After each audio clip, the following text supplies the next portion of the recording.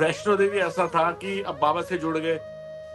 अब वैष्णो देवी जो मैं हर साल में कई बार 2-2 3-3 चक्कर मार लेता था, मन ही ना करे जाने का। तो अच्छा। प्लान बना, बेटी मेरी मेरे ख्याल 4-5 साल की थी उन दिनों। तो वैष्णो देवी का बना प्रोग्राम। मैं मान गया, वाइफ कहती वैष्णो देवी चलना है, एक मन्नत भी थी तो उतारनी है। तो बेटा हुआ था शायद, वो थी, मुझे पूरा एग्जैक्ट ध्यान नहीं, तो उतारनी है, चलना है। मैं कहा ठीक है जी चलते हैं, मन नहीं था पर मैं कहा शिरडी चलते हैं। तो अब बाबा ने कहा था मैंने तेरे को बेटा खींच तो लिया शिरडी की तरफ, अब तू अभी भी भटक रहा है कि तू भेदभाव कर रहा है, वहां नहीं जाना यहाँ नहीं जाना। तो बाबा ने वहां बताया कि मैं सब में हूँ, वो बाबा की लीला थी। तो मैं चला गया, मैं मेरा मन बिल्कुल नहीं। तो जैसे ही हम बस से उतरे, जहां हमने स्टे का लिया था, ऑटो किया, तो वहां साईं की मूर्ति थी उसमें ऑटो। तो मैंने कहा कि साईं, मैंने कहा आप साईं को मानते हो? बड़ा खुशी हुई, साईं मिल गया। तो कहते हैं हाँ जी। तो फिर ऐसे ही हम कहीं मार्केट में निकल रहे थे, तो वहां पर मुझे क्या कहते हैं, एक दुकान पे साईं बाबा की फोटो दिखी। तो मैंने कहा बाबा तो, मतलब यहाँ देखा बाबा को मानने वाले कितने हो गए, मतलब मेरे मन में वो एक प्राउड सा था कि बाबा। तो बाबा ने वो कैसे प्राउड हटाया। फिर जैसे ही मैं थोड़ा एक चढ़ाई शुरू करी, तो एक भक्त मिला, जैसे थोड़ा भजन गाते हैं, कुछ लोग जानते हैं, इस लायक तो हम है नहीं, पर उन्होंने बोला भैया ओम साई राम। मैंने कहा ओम साई राम। मैंने कहा देखा बाबा को मानने वाले ऐसे ही बोला। बेटी भी थी, बेटी बड़े ध्यान से सुन लेती थी उस समय बात। कहती पापा आप कर रहे हो भेदभाव, ये देखो बाबा आपको दिखा रहे हैं मैं माँ में भी हूँ और मैं कृष्ण में भी हूँ, मैं सब में हूँ, मैं सब हूँ। तो वो मुझे उस समय एहसास हुआ। मैंने कहा मैं कितनी भूल कर रहा था, मैं वैष्णो देवी नहीं जाना जो मैं हर साल जाता था, मैं शिरडी चलूंगा। तो कहीं भी चले जाओ, आपके ईष्ट आपको वहां मिलेंगे, वो हर रूप में मिलेंगे। और बाबा ने तो कहा ही था मुझे जिस रूप में याद करोगे मैं हाजिर रहूंगा। तो माँ भी वही है, साई भी वही है, तभी तो वो साई माँ है। अभी तो साई माँ है, बिल्कुल सही बिल्कुल। और बाबा ने बोला भी था, सच्चरित्र में भी है ये, कि अगर मेरी तस्वीर या मेरा लिखा नाम भी आपको मिलता है ना, तो इसका मतलब ये है कि वो मैं ही हूँ। बिल्कुल बिल्कुल। थोड़ा सा आंखें नम हुई। मैं तो ये कभी भी, मुझे जैसे होता था कि ऐसी बातों में कुछ मैं इतना वो नहीं था कि हाँ भी मैं इमोशनल हो जाऊं, कुछ हो जाऊं। पर बाबा ने ऐसे ऐसी लीलाएं की है ना, तो मैं उसको बता नहीं सकता। मुझे हर बार वैष्णो देवी गया हूँ, बाबा के दर्शन हुए। मेरा बेटा खो गया था, वो भी वैष्णो देवी में उसी टूर में। तो ओह। पिट्ठू वाला लेके नजर ही ना आए पिट्ठू, हम यात्रा कंप्लीट होगी, पिट्ठू वाला ही गायब, अब करें क्या। तो कोई मुझे मिला भक्त, कहता है वो एक साईं मंदिर है, वहां भी एक बार ट्राई मारा हो, पीछे गलियों में जाके। वो एक वैष्णो देवी के रूट में बाण गंगा के पीछे साईं मंदिर भी है, तो एक बार ट्राई मारो। कोई आया भक्त बोला, तो मैं साईं मंदिर पहुंच गया, पिट्ठू वाला वहां लेके बैठा। कह रहा बाबूजी मुझे समझ नहीं आ रहा था कि आपको कहाँ ढूंढूं, आप साईं साईं रास्ते में कर रहे थे, बेटी के साथ बातें चल रही थी, तो मुझे लगा साईं मंदिर ही जाके बैठ जाओ। तो अरे तब मोबाइल होते नहीं थे, कुछ भी नहीं था, तो वो साईं मंदिर में ही बेटा मिल गया मुझे। तो वही है कि बाबा ने हर रूप में अपना हर जगह दर्शन कराए। अभी मैं काशी में था, तो काशी में भी बाबा ने दर्शन दिए। तो बाबा तो अरे बहुत ही अद्भुत है। हाँ जी बिल्कुल बिल्कुल। मैं तो हर बार कहती हूँ मेरे साईं बहुत प्यारे हैं। जी जी जी। मतलब वो हर पल अपने बच्चों का ध्यान रखते हैं, हर चीज का। कभी कभी ना जी बहुत, मतलब मैं तो बहुत ध्यान से कुछ चीजें सोचती हूँ, कि कोई छोटी सी भी चीज माइंड में आती है ना, तो वो बाबा फट से सुन लेते हैं, जी और वो एकदम से चुटकी बजाते वो चीज हो जाती है। पर यहाँ मैं ये चीज भी मेंशन करूंगी कि आपकी चीज वाजिब होनी चाहिए, आपकी डिमांड एक वाजिब होनी चाहिए। क्योंकि फिर मुझे कुछ लोग कमेंट्स करते हैं कि ये मेरी विश पूरी नहीं हुई। हर चीज का एक समय होता है, एक समय पे हर बिल्कुल। चीज मिलती है, पहली ऐसे बात, ही किसी को नहीं मिलता है। मैं माफी चाहूंगा, मैं आपको एक बीच में इंटरप्ट कर रहा हूँ, कि डिमांड होनी नहीं चाहिए बाबा से। अगर बाबा पे बिल्कुल। पूर्ण विश्वास करते हो, श्रद्धा और हाँ सबूरियत, तो बाबा से डिमांड ही नहीं होनी चाहिए। बाबा सब जानते हैं। हाँ हाँ हाँ, बिल्कुल। बाबा सब पर जानते फिर हैं। भी मतलब मैं ये कहूंगी हर इंसान सेम नहीं है कि हम अब अपने बाप से नहीं कहेंगे, अपने भगवान से नहीं कहेंगे तो किसे कहेंगे? क्योंकि आज तक मैंने, साईं जानते हैं, मैंने कभी कुछ नहीं मांगा। मेरा हमेशा ये रहता है कि बाबा जो तुझे मेरे लिए सही लगता है ना, आप वो करना, जी, है ना? पर हर इंसान अलग है। हर इंसान, फिर उनका हक भी है अगर वो बाबा से कुछ मांग रहे हैं। ये बिल्कुल मुझे बिल्कुल लगता है बिल्कुल। उनका हक है। हाँ, अगर वो प्यार करते हैं तो वो मांग भी सकते हैं, पर उनको ये सोचना चाहिए कि जो वाजिब है, जो साईं मेरे लिए ठीक है, वो ही करूँ। जी जी जी। बिल्कुल। तो बाबा वही है ना कि कई बार हम ऐसी डिमांड कर लेते हैं। तो आज मैं वो तात्या वाला एपिसोड, मेरे साईं मेरा रह गया था।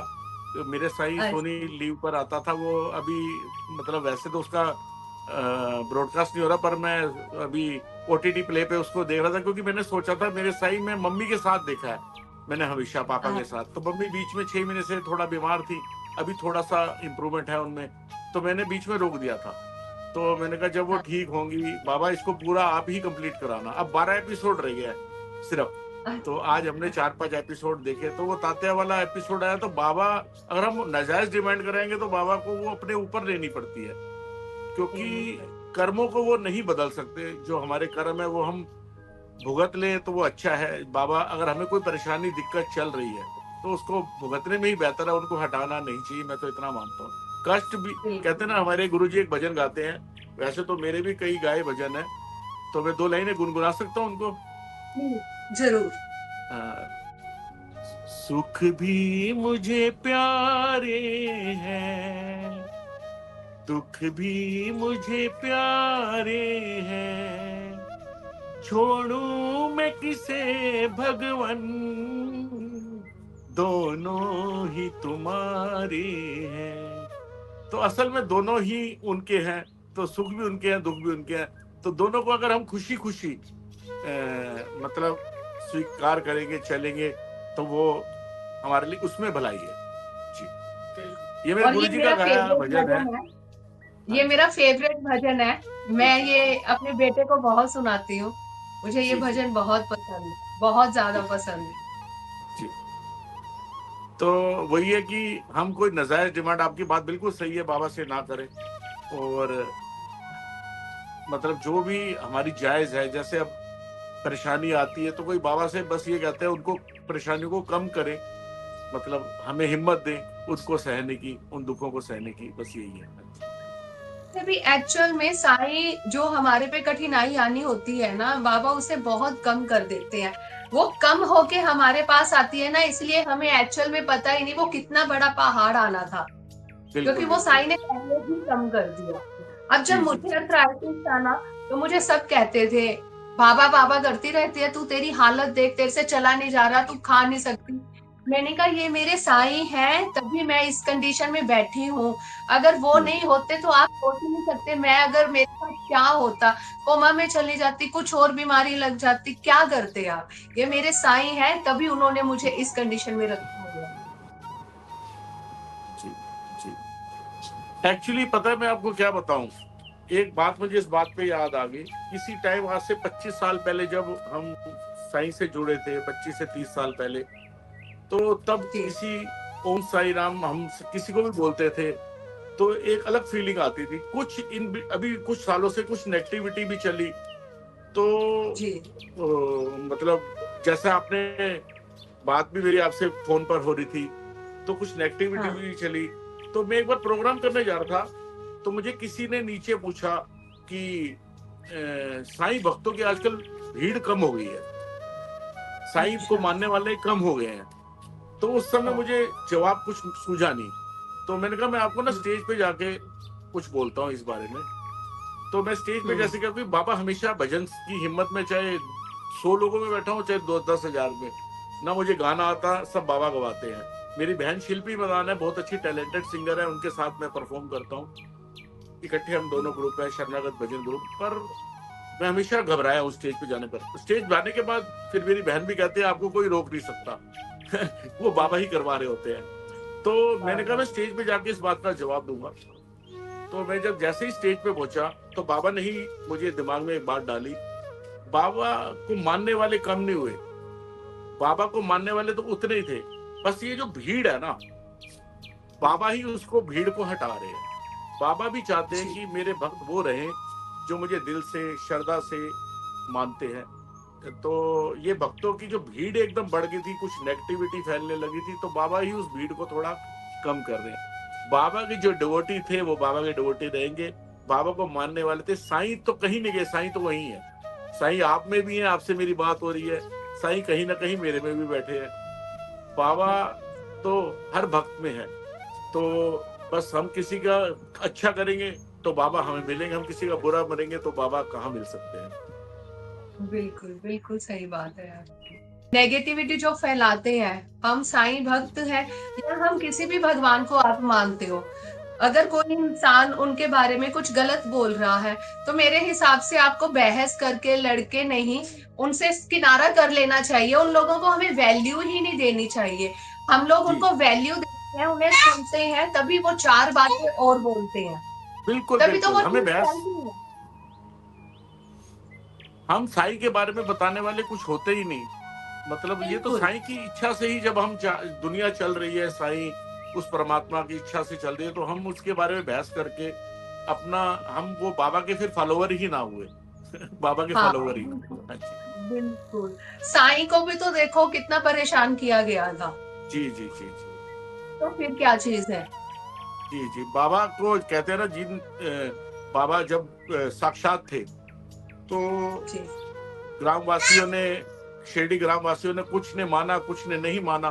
तो बाबा ने तो आज यही सिखाया ना कि मैं उनका भी उद्धार कर रहा हूँ जिन्होंने मेरे वो मतलब नहीं माना। तो बाबा तो सही सबको बात। दे रहे हैं। हाँ जी, कर्मों के हिसाब से सबको मिलना है, और वो वो मिल रहा मिलता है, है, मिलता रहेगा। हाँ जी बिल्कुल। अगर आप भगवान पे विश्वास करके चलते हैं, तो आपके वो कर्मों का जो आपके बुरे कर्म हैं, उनका जो दंड है वो कम हो जाता है, खत्म नहीं होता है। बिल्कुल जी। बिल्कुल, तो वो खत्म कम करना करने भी की नहीं कोशिश चाहिए। करनी चाहिए। हाँ जी, खत्म करना भी नहीं चाहिए वो।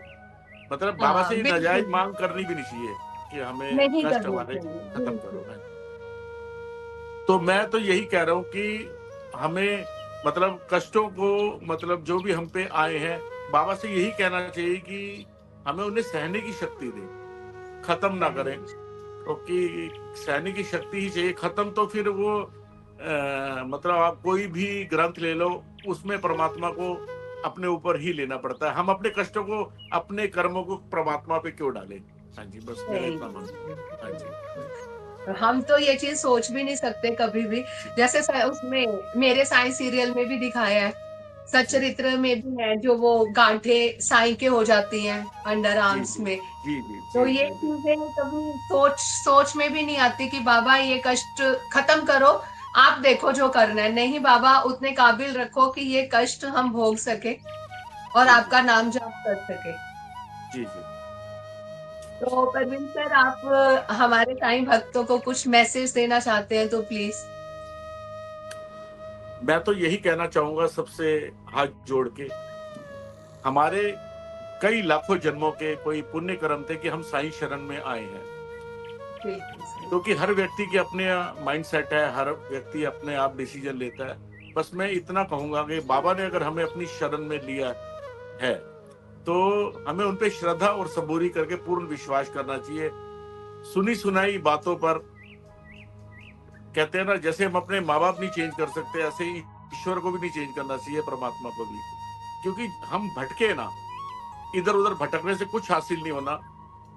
एक को मान के चलें तो सब मिल जाएंगे, सबको पकड़ के चलेंगे तो एक भी हमारे हाथ से जाएगा।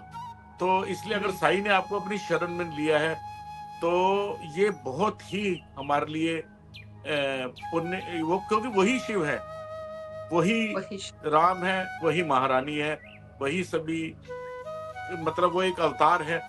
और मैं क्या उनके बारे में बोलूंगा, क्योंकि मैं कुछ भी नहीं हूं, पर फिर भी मैं इतना ही कहना चाहूंगा कि जितना दिया साईनाथ ने मुझको, उतनी मेरी औकात नहीं।